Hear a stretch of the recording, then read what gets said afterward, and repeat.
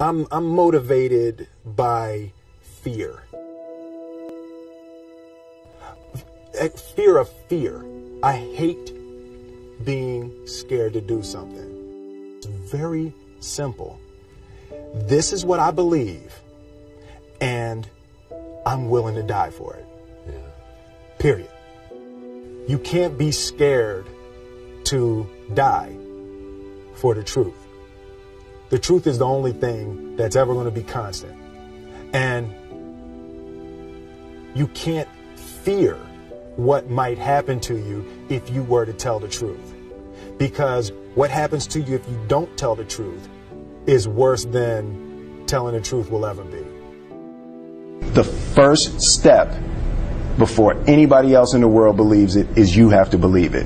There's no reason to have a plan B because it distracts from plan A.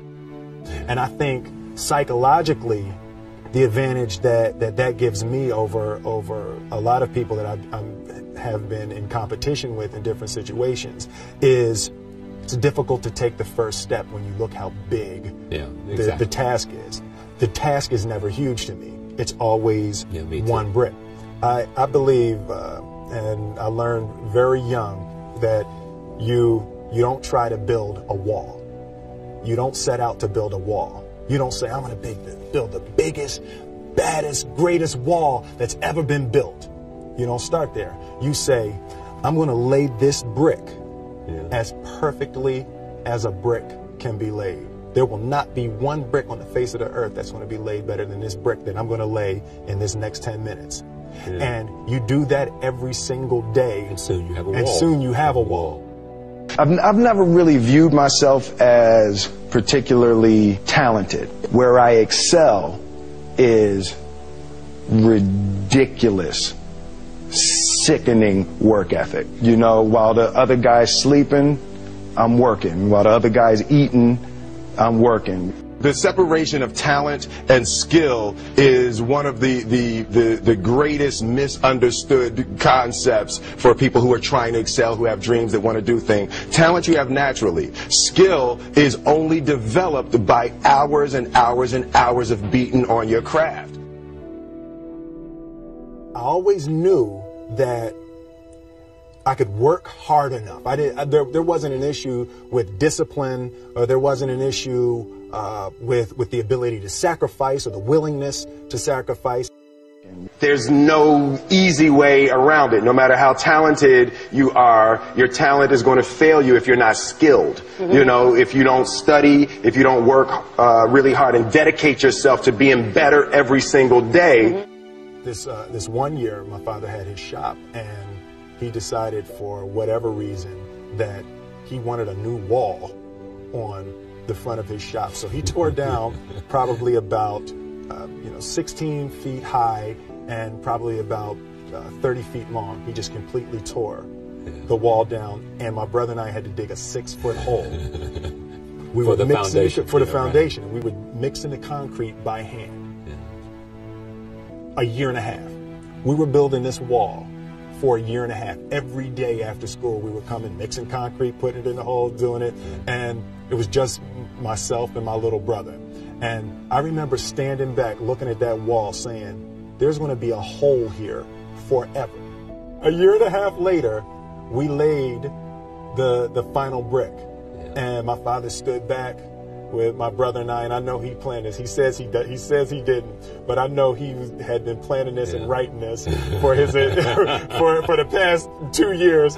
But we stood back, we looked at the wall, and he looked at me and my brother and said, "Don't y'all never tell me that you can't do something," and walked into the shop. As a child, my parents always told me you could be whatever you want to be. You could do whatever you want to do.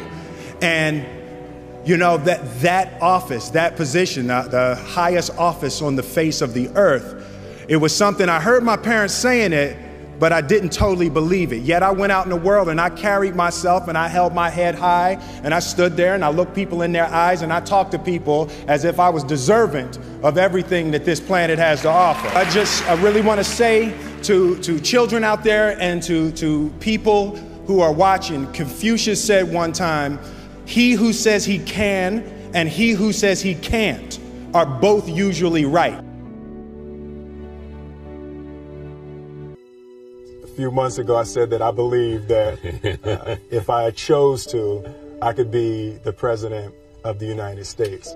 And I think as I've had a chance to intellectualize why I said that. And I think that there's a certain delusional quality that all successful people have to have. You have to believe that something different than what has happened for the last 50 million years of history. You have to believe that something different can happen. The one thing that I truly tried to communicate in the interpretation of Ali is the complex simplicity of greatness. And how greatness is not this wonderful, esoteric, elusive, God-like feature that only the special among us will ever taste. You know, it's something that truly exists in all of us. Loss is bound to joy. Like pain and suffering are bound to joy. The being able to survive something is actually a big part of being able to find that next wave of joy. You appreciate smaller things.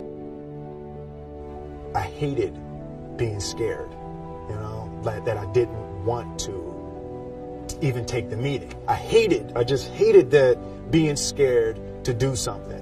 And I think what developed in my early days was the attitude that I started attacking things that I was scared of.